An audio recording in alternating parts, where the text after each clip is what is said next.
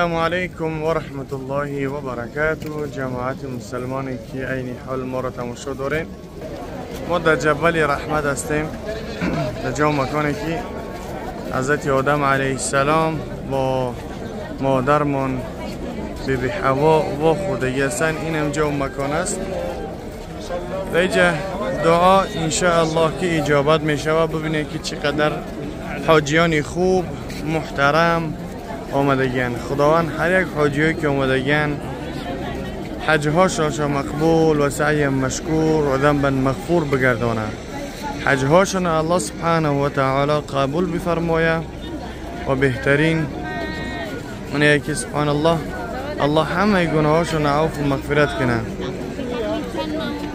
الله سبحانه و تعالی برای هر یک انسانانی که بیمار هستند الله سبحانه و تعالی شفای کامل و عاجل براشون عطا بفرمایه. اینجا موضوع مکان است که دعا انشاءالله که اجابت میشه و دعا میکنیم که هر انسانی که بیماره الله شفاشون بده. هر انسانی که به شوهر است پروردگار شوهرای صالحشون نصیب بگردان.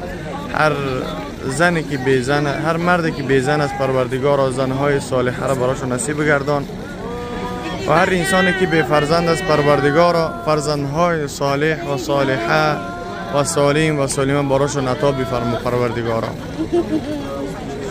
انشاءالله هر انسانی که طلب دعا از الله سبحانه و تعالی کنه الله انشاءالله که دعاش اجابت میکنه. و مخاطر الله فرموده است که ادعونی استجیب لکم، شما از من طلب کنین من اجابت میکنم. خیلی که این مادر نویسه هستم اومدین خیل نکنین، دست به دعا بکنین، از الله سبحانه و تعالی طلب بکنین تا اینکه الله دعا را اجابت کنه و گناهان هر یک قدیم و شما را مغفرت کنه. صد از اینجا فقط یگانه چیست که دعا باز هم دعا. الله سبحانه و تعالی هر یک قدیم و شما را موفق بگردانه. انسانانی که در ترمه هستن پروردگار را براشون حل مشکلی را تا اینکه ببرین از اوجا با آزادی. و هر انسانی که مشکلی داره پروردگار را مشکلی هاشون حل بفرما. پروردگار هر انسانی که قرض داره موفق شو میگرده کسب کارشون تا اینکه قرضهای خود را بکنن. هر انسانی که آرزوی خانه خود داره پروردگار الله موفقش بگردون تا اینکه به دیدار خانه خود بیاین.